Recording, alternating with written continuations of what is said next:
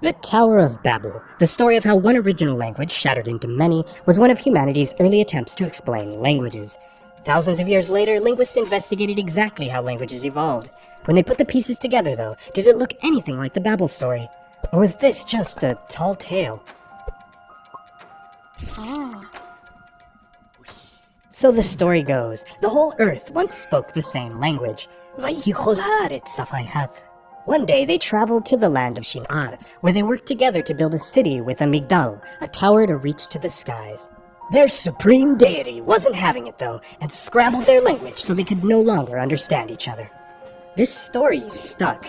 Jewish writers speculated what the original Adamic language was and how many tongues it split into. Was it 70 or 72? A Persian contended Adamic might be Syriac, while the Syrian went with Hebrew.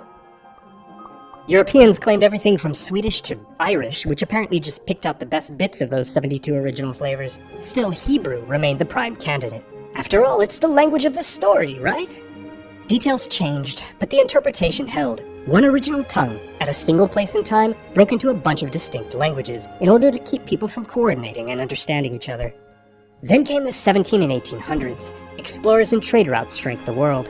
Distant people discovered each other's languages for the first time. Intrigued scholars found common patterns that shifted our view of the world's languages. Some languages consistently looked a tweak away from each other. Take Arabic and Hebrew, dhi'ib and ze'ev, dhakar and zahar. Behind these words there's a regular sound correspondence. Where Arabic has dhal, Hebrew has zayin. These were cognates, the same word evolving differently in different languages. Comparing cognates, a picture emerged of a family tree. Walking back up the branches of the tree, you could reconstruct the common ancestor. But testing this method in the wild world, the trails of cognates didn't lead back to a single proto-language. No, there were clusters of closely and distantly related languages belonging to separate families. English, Irish, Greek, and even Sanskrit were clearly part of an Indo-European language family. From the South China Sea to the Eastern Pacific, the languages of Austronesia all shared their own common ancestor, and Hebrew, once dubbed the original language, fits snugly among its kin, one twig of an Afro-Asiatic family. It wasn't even the purest or best preserved twig. For example, it wore away consonant distinctions that its relatives, Aramaic and Arabic, kept. Also, change turned out to be something languages were doing naturally, all of the time. Babel still held one intriguing idea over us, though, that original language. See, reconstructions dead-ended several thousand years back.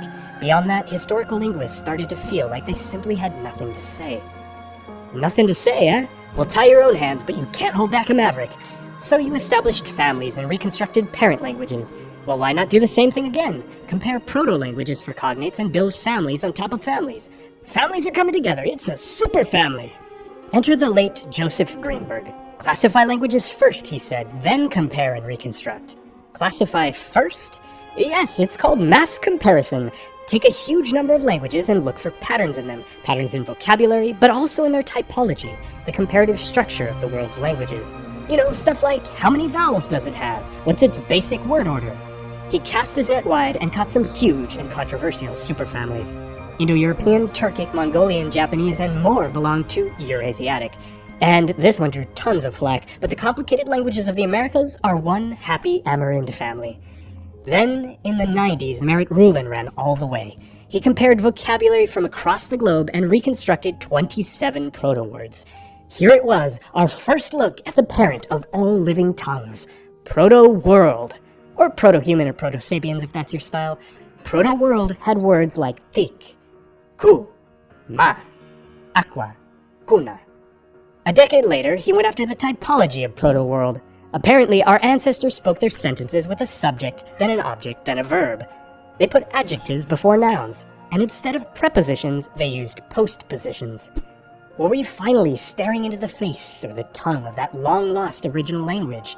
Historical linguists said, nah, and they tore into these results.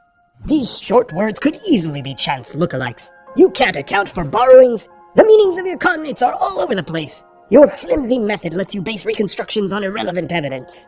Thus, they confidently tossed mass comparison into the bins of fringe linguistics, pseudoscience. And yet Babel's first and biggest claim lingers. The Mavericks still swear we're onto something. Are we? Or are they telling yet another tall tale? Stick around and subscribe for language.